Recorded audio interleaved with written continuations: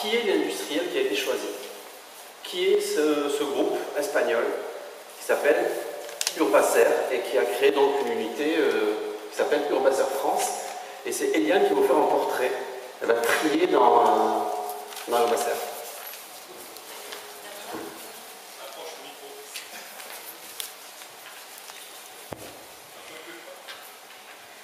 Voilà, donc moi je vais vous dresser le portrait d'Urbacer que vous fréquentez peut-être déjà, que vous connaissez.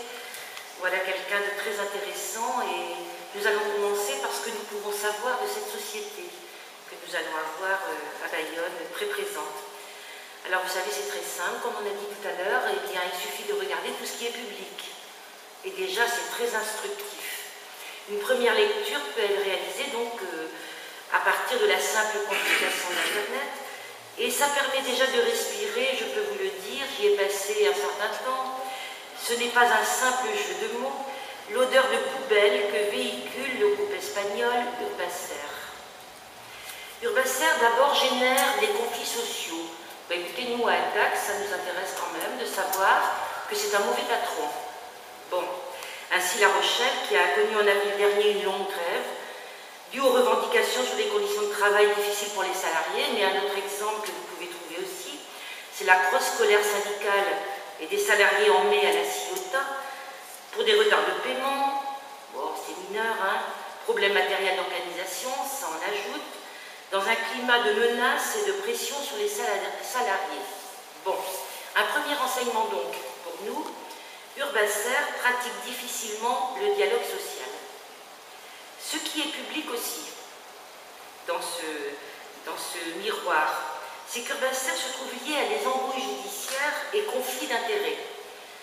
Alors on va citer par exemple, c'est le plus connu, c'est Fos-sur-Mer, mais ce n'est pas le seul, où dans le cadre de l'affaire d'Iguerini, sa filiale Everest aurait payé, écoutez bien quand même, ça pourrait se faire à Bayonne, hein, la filiale aurait payé un expert de la communauté urbaine pour favoriser son contrat d'incinérateur. Recul devant aucun procédé, voyez. Un avenant aussi a été ajouté au contrat par Urbacer qui réclamait 107 millions, une bagatelle, de surcoût dans la conduite du chantier. Des déchets hospitaliers non prévus au contrat auraient été ajoutés, Urbacer jugeant le tonnage insuffisant. Il faut encore consommer et polluer plus de déchets. Et passons sur la louche attribution de la délégation de services publics, où l'on se rend de petits services entre amis et adhérents de l'Opus Dei pour choisir Urbacer. Voilà, je crois que là, c'est complet. On a un petit portrait déjà d'Urbacer et sa filiale Everest qui pratique donc un lobbying non transparent, avec des conflits d'intérêts, des actions en justice, des contentieux, qu'est-ce qui nous guette, liés à des demandes d'avenant pour obtenir que les contrats initiaux soient plus juteux. Ce qui ne manque pas d'être inquiétant pour nous. Et c'est ce qui s'est passé à Romainville, d'ailleurs, pour l'agglomération parisienne dont on parlait tout à l'heure, puisque là où Urbacer applique quelque chose qu'on va peut-être aussi nous appliquer, une technique du BTP espagnol qui consiste à obtenir un marché à bas prix, et on réclame ensuite des avenants pour des coûts supplémentaires, ce qui fait que là, par exemple, on a réclamé en avenant 20 à 30 millions pour un original de 210 millions. Vous voyez, le contribuable va pouvoir quand même fournir. Tout ceci retardant évidemment juridiquement le fonctionnement, je croyais que c'était pressé, et alourdissant les coûts. Et évidemment, ce qui sera payé par la population, ça impacte les finances publiques. Il faut quand même savoir que nos collectivités sont déjà très endettées, comme vous le savez. Alors, on va quand même rappeler pour mémoire qu'Urbacer est la filiale déchets du groupe du BTP espagnol ACS, qui s'est implantée depuis moins de 10 ans en France. De très nombreux contrats, bon, la discussion pourra permettre d'y revenir si ça vous intéresse. La DECH a beaucoup travaillé là-dessus déjà. Et plus récemment, c'est intéressant, Urbacer s'implante maintenant sur la collecte et le nettoiement urbain. Hein, vous voyez, on se développe, on crée des filiales. Bon. Alors ceci pourrait être une concurrence bénéfique pour les collectivités avec Veolia, Cita et autres groupes déjà installés pour la collecte et le nettoiement. Si l'on oublie les nombreux problèmes techniques et juridiques que les contrats avec Urbacer génèrent partout. Cependant, et c'est assez étonnant, pourrait-on dire, Urbacer est malgré tout une star. Alors nous verrons pourquoi. Une star qui se développe aussi à l'international grâce à l'Union européenne. Fin 2011, un carnet de commandes, quelques chiffres, on va s'envoler, c'est mirobolant, hein, un carnet de commandes de 8,9 milliards, dont 2,3 milliards en Europe, hors Espagne, donc vous voyez, Bayonne en fait certainement partie, avec un chiffre d'affaires consolidé, c'est-à-dire l'ensemble du groupe, de 1686 milliards. Là, on a décollé, on va revenir sur Terre. Hein, vous voyez, c'est un groupe qui se porte très bien. C'est ainsi que nous trouvons Urbacer, qui est référencé par la mission Welcome Europe, qui pratique l'assistance technique au montage de projets multifilières en matière de déchets ménagers. Et ce Welcome Europe se vante de 12 années d'expérience dans l'obtention des subventions européennes. Et voilà le lien, la recherche de subventions européennes. Car nous nous trouvons ici dans le monde du lobbying. Ce n'est pas le monde des bisounours, non, hein, ce n'est pas un monde rêvé, c'est un monde réel, le monde du lobbying, exercé par le Club des entrepreneurs et des grandes sociétés du BTP auprès de la Commission européenne. Obtenir des subventions, première chose, certes, mais pas seulement. Car la Commission européenne est composée de technocrates, tiens, voilà un nom qu'on a déjà entendu, et on se le rappelle tous ensemble, ils ne sont pas élus. Hein? Ce sont des techniciens, des technocrates, et ils préparent les lois européennes avec l'aide des experts, entre guillemets, très intéressés, que sont les lobbyistes des grandes sociétés. Urbacer peut-être. Bon. Alors nous ne serons donc pas étonnés de l'acte de naissance en 2008, ça fait déjà 4 ans, d'une directive cadre européenne sur les déchets. L'Europe nous dit comment il faut faire, ce qu'il faut faire. Et cette directive cadre permet, et c'est bien là l'amorce de tous les dangers, le changement de statut des déchets. Certains déchets deviendront des produits après valorisation. On va essayer d'y réfléchir un petit peu ensemble. Cette évolution repose sur 2 concepts clés de l'Union européenne. La libre concurrence dans le marché commun, donc l'État ne s'en mêle pas et chaque entreprise, chaque industriel va développer sa pieuvre, ses connexions, on connaît. Et puis, l'autre idée de l'Union européenne, tout est marchandise. Tout est marchandise. C'est pour ça qu'on parle de tout valoriser. C'est le fonds de commerce de la Commission européenne qui, je le rappelle, prépare les lois. Hein, voilà. Alors, cette directive cadre provient également du lobbying, bien sûr, des représentants d'intérêt qui sont inscrits dans la liste des groupes de pression opérant au sein du quartier européen à Bruxelles. Alors, si vous cherchez si Urbacer y est, il faut vous dire que depuis 2008, comme les associations criaient beaucoup, les citoyens criaient beaucoup, on a donné la possibilité de faire une liste, mais uniquement sur volontariat. Donc, vous prendrez du temps, peut-être pendant vos vacances, pour chercher. Bien sûr, Urbacer en est. Hein. Voilà.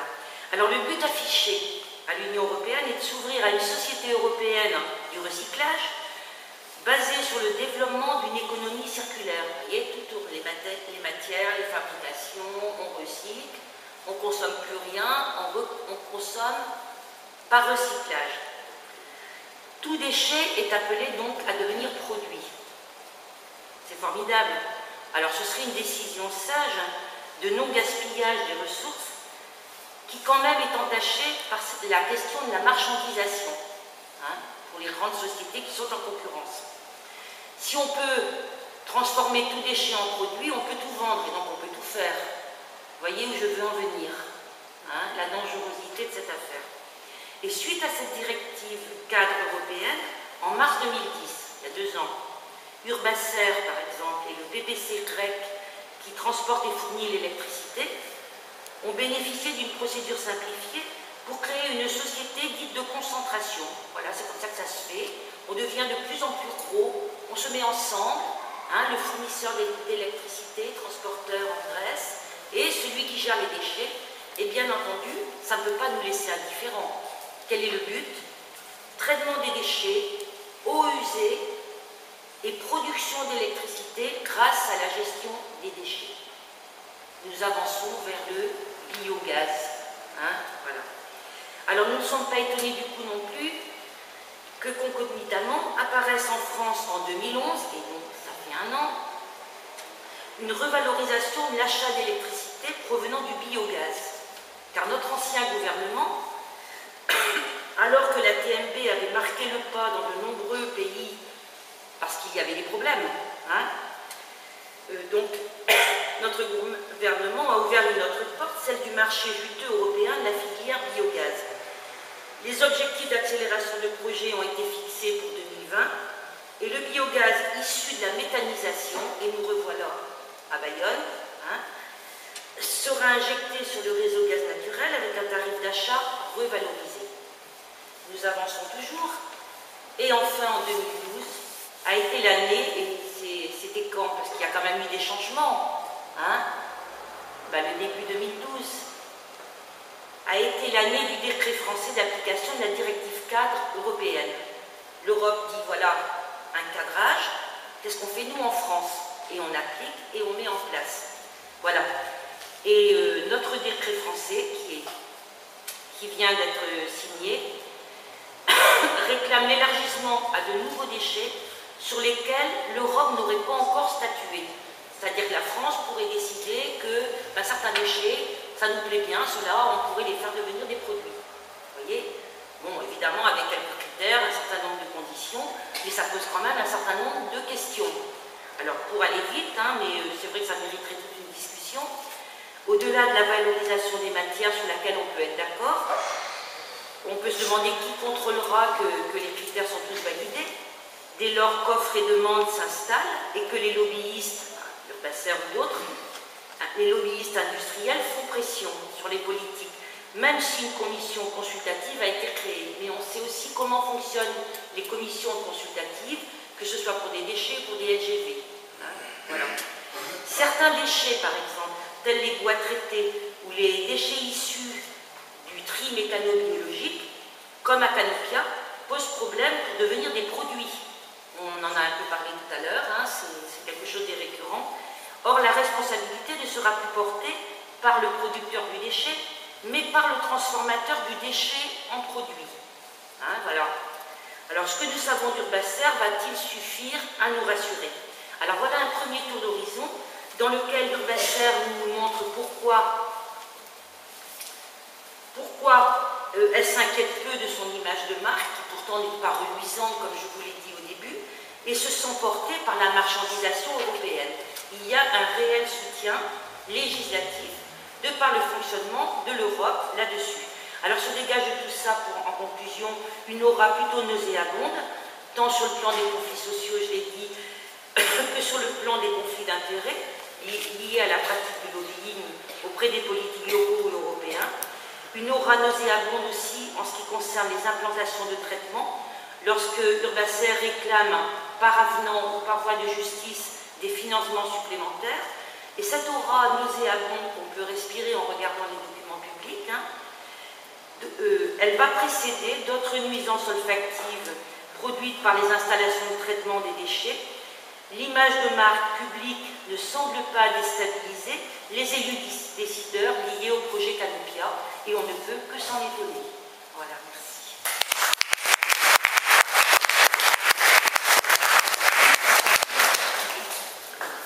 Alors, pour faire un lien entre Victor et Eliane, donc on est en fait en gros avec Victor sur la position d'élus qui sont pas très ouverts au dialogue, qui sont un petit peu aveuglés par la technologie, et puis un industriel sur lequel il suffit de taper Urbacer pour retomber sur l'affaire Guérini, par exemple. Et donc c'est un peu compliqué de voir comment on fait. Et donc ça pose la question du donneur d'ordre, c'est-à-dire de Beta Garbi, savoir comment ils s'entourent éventuellement de précautions quand on doit traiter avec des gens voilà, qui sont qualifiés de filous dans la littérature.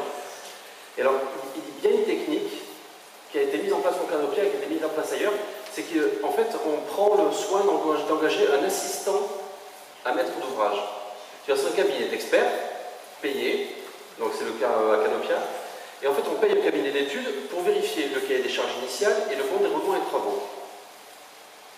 Donc c'est ce qui fait dire par la Beta Garbi que le cahier des charges, il est blindé, et qu'il est vraiment, voilà. Et en plus, il y a des gens dont c'est le métier. Donc par ailleurs, ce sont des anciens urbasseurs, des gens qui ont été choisis à Bayonne. Et la particularité, c'est que le cabinet qui a été recruté, qui s'appelle le cabinet d'études Girus à Montpellier, il n'est pas inconnu d'Urbacer, il n'est pas inconnu non plus de Canopia, de Bulletin-Garvey, il n'est pas inconnu de la justice, parce que ce sont les mêmes gens qui, dans la Drôme et l'Ardèche, ont fait le cahier des charges pour le syndicat, qui s'appelle le CITRAD, qui a été chargé ensuite de l'exécution des travaux. Il y a certaines unités qui n'ont toujours pas été construites depuis 2007, alors qu'elles avaient 2 ans de travaux.